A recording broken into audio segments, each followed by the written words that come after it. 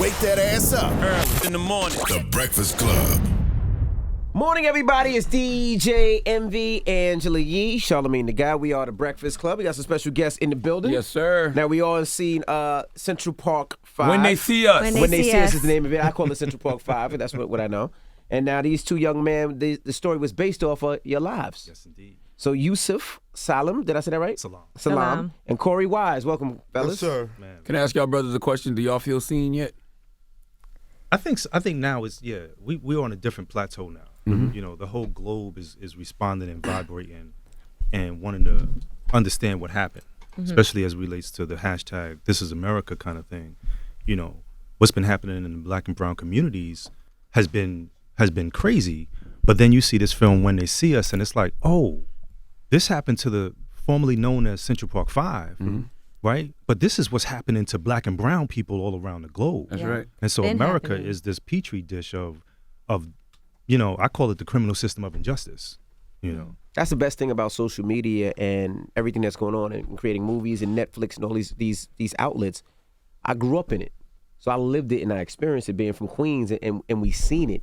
And we seen the effect of media and the ads that Donald Trump took out, but then you forget about it, like lost it for I don't even know how many years, 20 years, 30 years? 30 years. 30 years. And now the fact that it's back and now it can be documented and something that we can look at all and see how the judicial system really affects us and takes advantage of our youth. You think about how those ads that Donald Trump took out also harmed the whole situation. Like, that should have been illegal, of him asking them to bring back the death penalty. And, you know, he still hasn't admitted that Apologized. he's wrong. Right. No, not at all. But you know what's crazy about that, right? This ad was taken out 2 weeks after we were accused. We hadn't even gone to trial yet.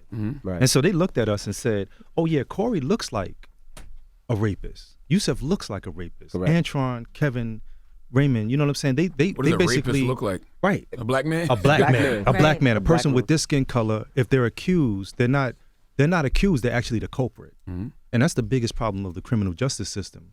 They look at people and automatically cast judgment. This man took out $85,000 of his own money to pay for these ads to run in New York City's newspapers. That was a lot of money then. That's a lot of money now. a lot of money now. A lot of folks don't have $85,000 sitting in the bank, you know? And so for him to do that, it gave a nod to everybody in the darkest place of society to then think about, what can we do to these guys? Pat Buchanan started writing about Korey in the papers. He said, let's take the eldest one and hang him from a tree in Central Park. Wow. Now you look at the series and you realize Korey wasn't even, one, he wasn't even a suspect. Right. And two, he became the magic that freed us. He went down there for the support. He came down there Support for you. me. Yeah. Right. Yeah. You know? I mean, and that's such an honorable and noble thing, man. I always have this guy's back right here, man. He ended up getting more time than all of y'all, though. I know Korey. Man, he was did like, almost why the 14. hell did I go down there? The man told me I He should got go more home. time than all of And y'all. I'm riding with my I should have just went the fuck home. But it's not even Man. anything that you anticipate could happen, right? Right. Because before that, you're not thinking, okay, I'm going to go down and see what's going on, and then I'm going to end up somehow getting accused of something. Because I'm sure you knew he didn't do anything wrong also. Yeah. So I'm sure that was nothing that you would anticipate. You think that the legal system's in place to actually protect you, and then you get down there and they did everything that you're not supposed to do. Now, are those practices still legal today, where you can actually, they starved you, they Hell kept your no. family members away from you? That shit happens right now. You know what the real law is? The real law is white supremacy, white male dominance. That's right. That's the only law that is recognized in America. I say it all the time. Old white men have been the parasites of this country. They're the problem with this country. Every fucked up law, even now from the abortion bill to everything, is because of old white men. Talk about it, man. That's what it is. And that's a problem. But see, one of the most beautiful things about this is that we survived this. He did almost 14 years. Korey, what did your parents say when you went down there and they said you had nothing to do with this, but you coming down here for your friend? What did your parents say at that time? Well, she didn't even know that I was there. She just heard that I was there. But by the time for her to catch up to me, I was already gone on the island. I get the feeling, Korey, that whenever you know, I even see you on TV and stuff, it's like it's still hard for you to talk about this stuff. To a degree, but at the same time, it becomes therapy to me. Right. You guys all watched it together for the first time, right? Yeah. No. That was hard. That was probably Without Antoine McCray being there with us at the time. Yeah. Because the loss of his mother. yeah. Okay. But that was one of the hardest things I think to watch because there was already the assumption that we already knew what everybody went through. I said, you know what? Shoot, my time was like this. Corey's time probably was like that as well. And then when we saw it and we got an opportunity to see Corey's portrayal in this awesome film when they see us, it blew our minds. Right. Like he was in real hell. We was in paradise. Mm. I mean, that's how I described. Like I was in maximum age security youth facilities. He was in gladiator school. Right. Everybody knows Rikers Island. We went right to the island. Around the globe, right? Mhm. I mean, So pretty much as I found myself learning from the documentary up to now, this would be what I was feeling from him when I was inside. After me learning from the documentary with Trump being in there, I said, now I understand where my slugger was coming from. and that's hard because it was like, you said one day recently, you said this right here was Donald Trump placing a bounty on our head. Absolutely. It was. That's right. And all of the hell that he experienced, all of the fact that he had to fight for his life for real. You see what I'm saying? Shoot, you say that this is life after death for you. Yeah. You say that Corey died in prison. Oh yeah. You see what I'm saying? So that even the emergence of who Corey is now is like, I've heard him say, man, he's fighting for the Corey that couldn't fight. He's fighting for those Coreys. Do you forgive everybody involved, the woman, the prosecutor, Linda the Fairstein? officers? Because people say forgiving is the best therapy or things like that. Do you forgive? No. Word. I'm Fuck with you, them. brother. I'm with you, too, man. Fuck that. I'm with you, too. I'm with you. I'm with you 100%. It was pretty much as of lately when they showed the new 30 years later 2020.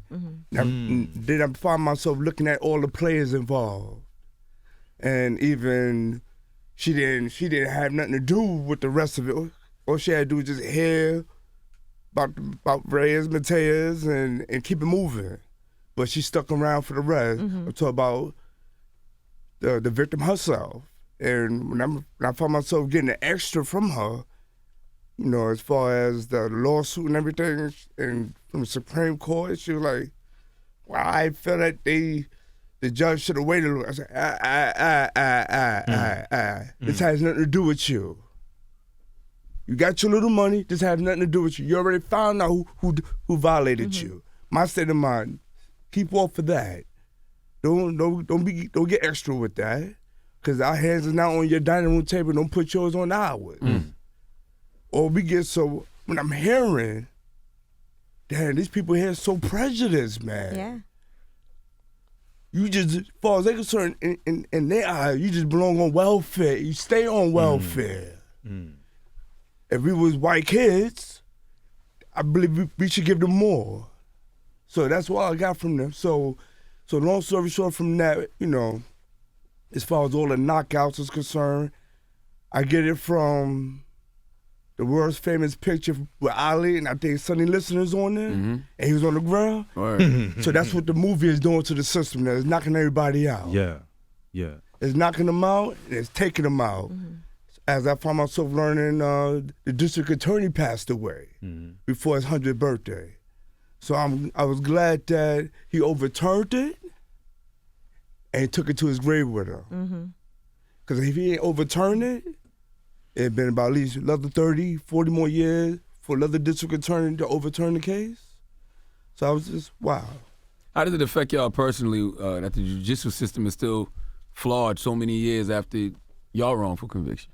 Well, I think to echo what Corey's saying, we're looking at a victim who's white, who in her privilege, like in her victimhood, there's still privilege. You see what I'm saying? And so everything is pointing to the fact that we had nothing to do with it, but yet her doctors are saying, but your injuries are more consistent with a gang rape. Like the DNA, deoxyribonucleic acid, proved that we didn't do nothing. Right. We had nothing to do with this, And so I feel like there's so much that we still have to do. There's so many future generations that we have to affect. We got to plant seeds in their minds and in their hearts so that they understand that they are the answers that we seek. You know what I'm saying? So we go around the country, we go around the world and we speak. We've done it as individuals, we've done it collectively. You know what I'm saying? I started a company called Yusef Speaks. You know, I sell my merchandise, which is like my poetry book. I sell my hats, I sell shirts, I sell all kinds of things, and I'm coming out with a lot more stuff. I've created this right here. This is what I call like the Freedom Medal. You know what I'm saying? The only thing that I need to change about this is, even though it says CP5, I need to change it on the bottom to Exonerated 5. Word. And I want to marry those two because the reality is that what they did to us as a people and continue to do is our friend and teacher, Dr. Angela Davis, she said, we as a people have historical amnesia. But the fact of the matter is that we've been socialized not to know. They keep information from us. That's right. So that as we look at the landscape, we say, damn, this is brand new. Man, they just started shooting people in the back? No, they've been doing that in our communities for years. This is America. This is the criminal system of injustice. This is how things have been. And so we have a long way to go, but I feel like we're knocking it down, like Korey said. We got them on the ropes because the whole globe is beginning to respond to what's going on in America. They're responding to this case, but this case is a microcosm of the macrocosm of cases just like it. This is only maybe one of the most famous examples of cases just like this. And for people who didn't know about it, from the next generation that weren't alive and weren't experiencing this in New York when it happened, the docuseries actually brought so much attention. And people that had no idea what happened with that story, people still thought, because Donald Trump still won't say that you guys weren't guilty, they thought that they just had no idea what the true story was behind it. Yeah. So for yourself, doing this docuseries for you guys and seeing it get nominated for 16 Emmys. 16 Emmys. We're going to be at the Emmys on Sunday. Right. Tuxed out. 16 Emmys. And seeing that it was like the best docuseries, the most watched docuseries on Netflix. Yes. Ever. Yes. Seeing it break all those records, right? What does that mean to you? Man. It was all a dream. Mm. R.I.P. to Biggie. It's just a beautiful sight to see that the people they bonded, they getting, they ordering the flag, they enjoying the flag, and something new to them, and they just enjoying it. I'm just glad that we there. What was the first thing you guys did when you guys got out? Ooh. When they released you, what was the first thing? So, we came out staggered. Right. And by staggered, I'm talking about a long stagger, right? I came out 7 years later. He came out 14 years later. My first day out, I tried on all my old clothes. I could still fit it.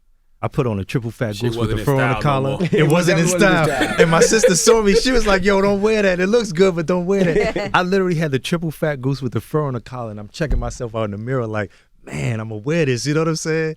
And then I came across this right here. I came across a box of letters that I had never seen before. A lot of them had no return address, but they were sent to us. Wow. We all received this stuff. But then I picked up one, and as I'm reading it, I realized my mother had received this type of stuff while we were first arrested, and she had been dealing with the prison of what it's like to be free, like be a parent and have a loved one in prison. Right. That was a hard thing. This letter right here, just to kind of give you an idea of my reality when I came home. This letter says to Yusef Salaam, this letter is to let you know that your name has been placed on the list of enemies of society by the Citizens Army New York City branch. You made a decision when you became one of the pack that decided that Central Park was your arena and decided to attack and violate honest citizens who happened to be in the park. Now, this is the part that's a kicker. So just remember that even 20 to 30 years from now, some of us will never forget. And maybe the one time that you don't check your back is the one time that somebody might just be there to say hello. Wow. And so you think about like where we are in the country, in the Donald Trump, this is Donald Trump's America. Yeah. This is an America where... Can I read the rest of that? Yeah, That absolutely. looks, this isn't a racial letter. Yeah, What is yeah. it then? I mean, at the end of the day, people chose sides. They've always picked sides. And we've been the ones that they've already said, you know what?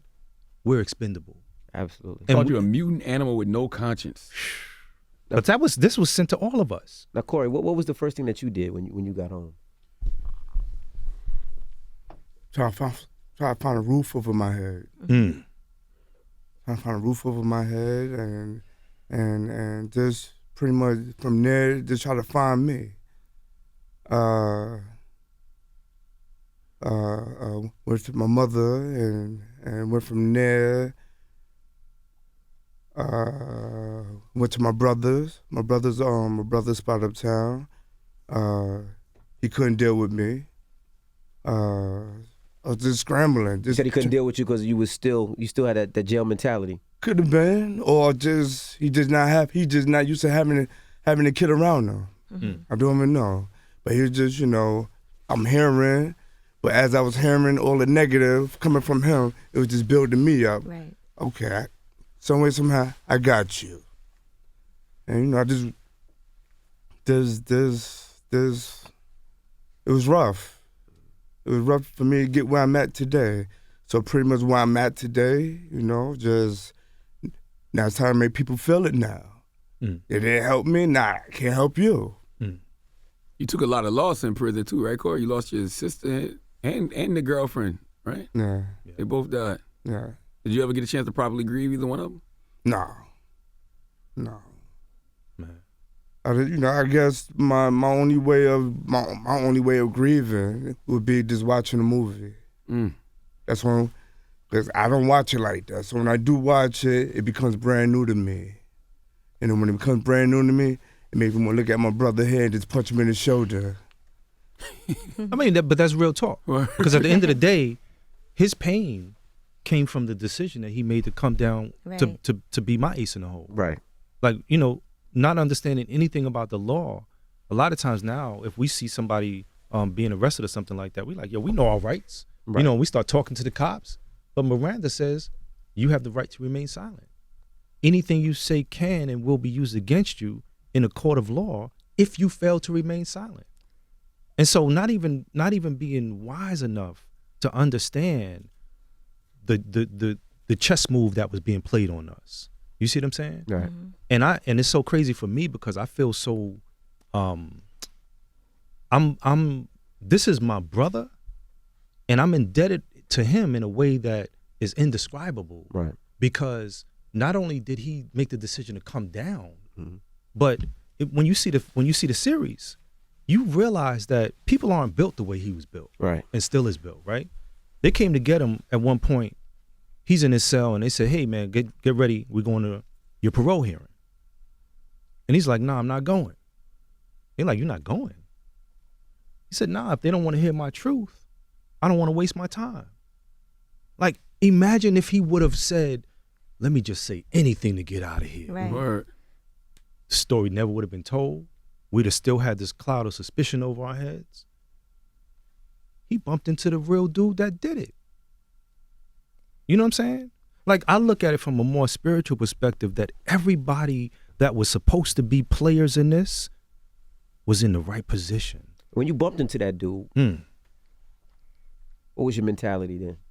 Because it had to be, I'm a kill this nigga. Yeah, if you kill him, you won't be able to confess. But that gotta be your first thing that's on your mind. Like, you got me here. No, huh? The police are the one Was that that again? coerced the When confession. you ran into, It's 2 times that he ran into him though. So that's the thing. Like, first So time. when I came across Reyes, when I was sitting in the day room watching TV on the island. He came through. When I saw it, they was beginning to talk about his rap sheet, what he did.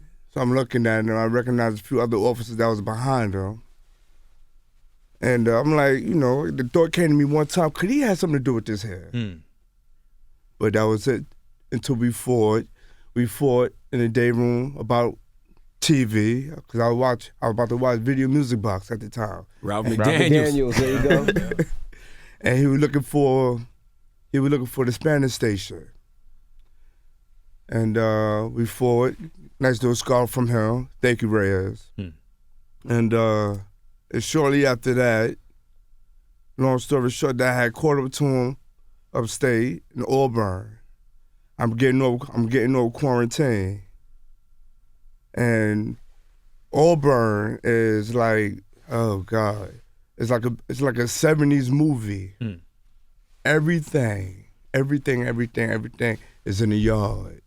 So you got to go through the yard to get what you got to get, and at the same time, when you go through the yard, you got about 20,000 people out there in the yard. Wait, there's doing now. Wow. And when I was coming through with my property, I saw Reyes playing stickball. And, wasn't really paying him no mind, but he was having a good time. And like I said, I guess rumor got to him while I was in the area. He's in the building. So everybody's in program one day. Everybody's in program. Everybody's coming out of program. So upon everybody's coming out of program, so like I said, when everybody's coming out of program, the whole morning yard looked like the late afternoon rec time in the yard. So everybody's in the yard, about good 30,000 of us in the yard. So Reyes sees me on the basketball court. He comes my way. So when he comes my way, he goes, "You wise?" I said, "Who want to know?" He said, "Me." I said, "Where I'm supposed to recognize you from?" He said, "Rikers Island. We had a fight over the TV." I said, "Let that. Do I want to go there with you, Ray? I want to go there with you, Ray." It's 13 years later, by the way. So I'm like, yo, So he's just talking. Wow, you still got the scar on your face, Ray. I want to do this with you now. So he's still talking to me, kicking it with me. It's going over my head, but I'm catching it a little bit. So, yo, you religious? I said, "No, I'm not. I'm neutral." So, all right. You just come to the chapel area. I'll be down there. I said, "Okay, one day." So the door opened up. So everybody's time to go. I said, we see each other when we see each other. So it's time to go back to the cell. So you can say about the next day, I had went to breakfast. It was a heavy gray cloud in the mess hall. Everybody was looking at each other, but more so, it felt like 90% looking at me. So let me grab my breakfast and get out of here, because I didn't try to eat up down here. Because everywhere I walked, there was something going down. Fight, something. There's always something. So I went back, and then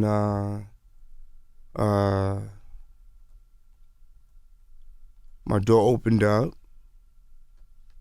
I had closed it up because that's what they do when everybody get back from chow. Close it back. Door opened up. You walked in the chaplain's office. I said, "Huh?"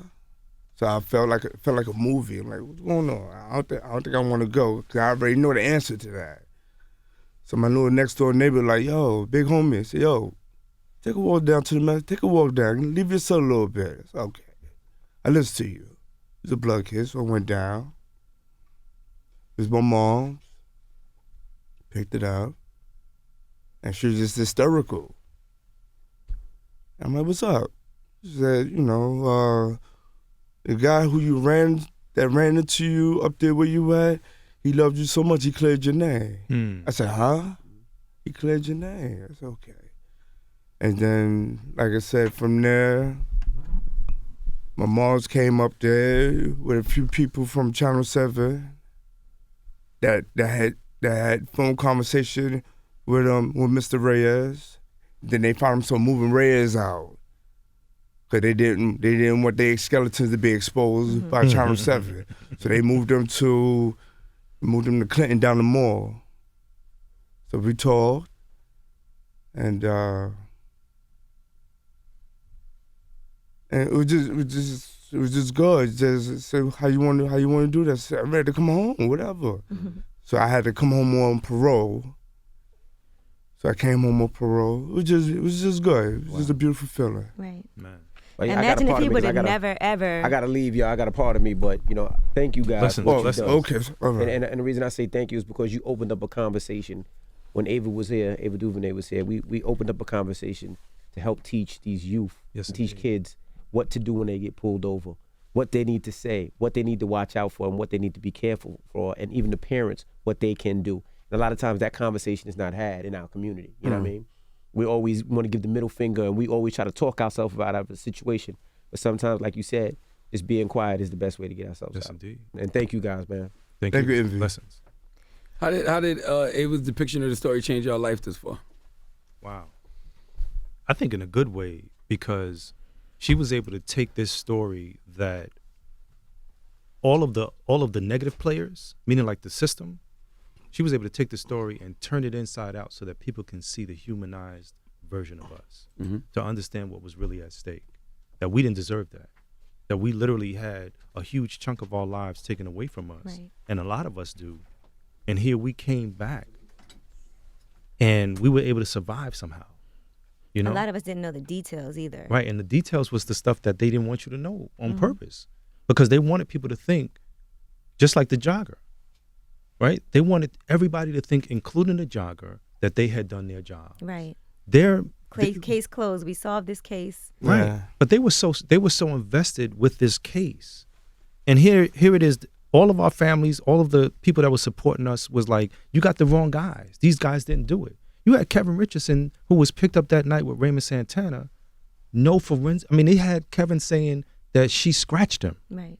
There's no forensic evidence underneath her fingernails. Like, no skin from Kevin is underneath her fingernails. There's no evidence that anybody was in the park near this woman. But yet you're painting this picture like you got the right people. And because they got stuck with that lie, there could have been a young pregnant Latina woman who was his next victim. She could have been alive today. Absolutely. Her unborn child could have been alive Absolutely. today. That's why I never understood. I'm like, wouldn't it benefit the community for you to actually go get the right person? Instead of any person. But this is America. This is how the justice system always operates. You know what I'm saying? And if they do get the right person, right? You The still right can't get person. out. I mean, if you happen to have a name like Dylan Roof, right, and they come and get you, You get some Burger King. they take you to Burger King. And, you know, they catch you alive. Right. And the crazy thing is that He got if beat up in jail, he though. would have never confessed, right? If Reyes would have never said it was him, you guys' names might never have It been would have never cleared. And you got to think how many people are still in that situation who didn't commit a crime in jail. And then it's not even just once you get out, you have that record, but people really believe that you are a rapist. Yeah. If Reyes, I don't want this man to sneak out of this, out of my brain. If Reyes wouldn't had Governor Pataki at that time, his state of mind was for his parole board. If this guy here don't comply with his programs, the parole board was allowed to hit you past your max. I said, huh? So anybody that had a serious case going on and they had refused to special programming, the parole board just had to hit you past your max. So my time was so big. I came in with 5 to 15, so my time would have been 15 in life. Yeah. If Raisman never did so. That's the crazy part. And then you got out and was still on parole. Yeah. Even though When I came on parole, but they was thinking about throwing an ankle bracelet on me, and they said, I think we did have something on the Reyes coming forward for us. So we want to just leave that alone for now. No, we ain't gonna give you no bracelet. Just every 2 weeks, just come through until we tell you not to come through no more. It's all right. Yeah, that's wild. I'm looking at all them letters, man. Somebody said they wanted to castrate you. Oh, yeah. Yeah. When did that ever stop? That hate mail? Or? I think it changed. I mean, I feel like there's a lot more supporters now than there were back then. Even when we came home from prison, it wasn't popular to be one of us. right. We took that Central Park jogger brand and we rose to the occasion and was like, yeah, we're one of them. You know what I'm saying? And so we took it and made it like a cape for us, you know, a superpower. Whereas there was a lot of folks who, even to this day, I'm telling people about Donald Trump, and they're like, nah, he's not like that. Your eyes are lying to you because we've seen all kind of other stuff that has been going on. But this right here, he did this. Yeah. And in here, he says something like, and this is kind of like, after you read the bulk of it, he says criminals must be told that their civil liberties end when attack on our safety begins. If through the 13th Amendment they're looking at black and brown folks, it clearly states that we can turn you back to a slave for the punishment of a crime. Absolutely. And so if they're looking at black and brown folks as the criminal element, then who is he talking about? The R civil liberties is the constituents that don't look like us. Absolutely. Right. What would you say to Linda Fairstein now, if you could say something to her for her to hear? Suck a dick.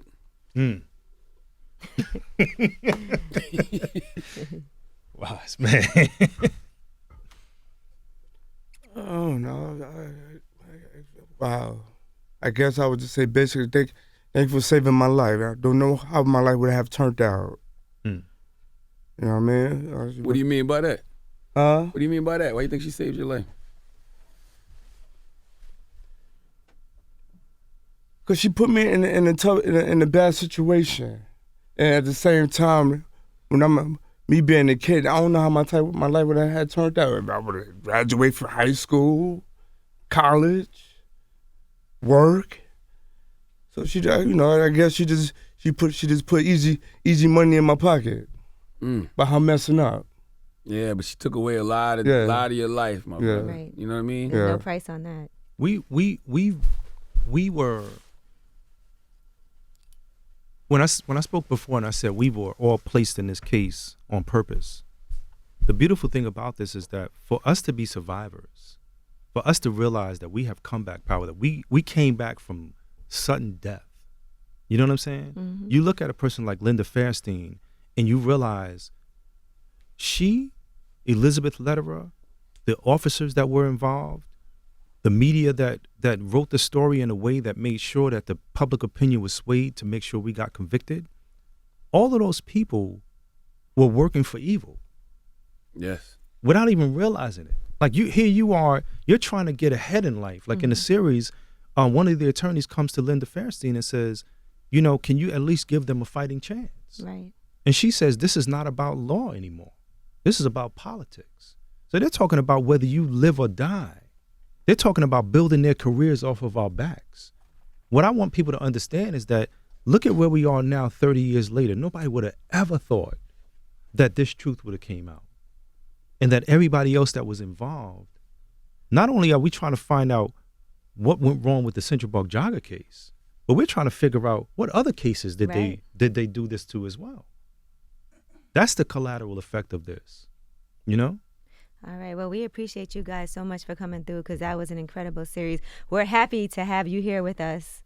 Absolutely. You know, regardless of anything else that happened, we Thank do you for appreciate having us. you. Yes, indeed. And I hope y'all win all the goddamn Emmys, man. Man, Yes. thank you for that. 16. Drink up all them white people liquor. Have a goddamn ball, okay? But stay away from them white women in Hollywood now. You don't want that. Woo. Listen, I bought y'all some gifts too, by the Thank way. I you. got some shirts All right. and some T-shirts and some hoodies and all of that stuff for y'all. I got my bag of tricks down here. You know what I'm saying? I was like, you know what? I got to bring y'all I something. feel like we I should have gifts for appreciate you. All right. Nah, this is all good. As a matter of fact, I was talking about this, me changing the bottom of this to the Exonerated 5. And this is the brand new shirts that I came out with. So on the bottom of the shirts, it actually says The Exonerated 5. Exonerated 5. I'm Nice. a graphic designer, so this is my drawings. Word. Oh, So that's it's almost amazing. like art on T-shirts and stuff like that. Dope. Let me get a large. Oh, that's a small right there. Yeah, that's his size. That's you? Yeah. Okay, cool. Thank you. Corey and Yusef, thank you for coming, man. No doubt. We appreciate Thanks for y'all. having us. Thank you. It's the Breakfast Club.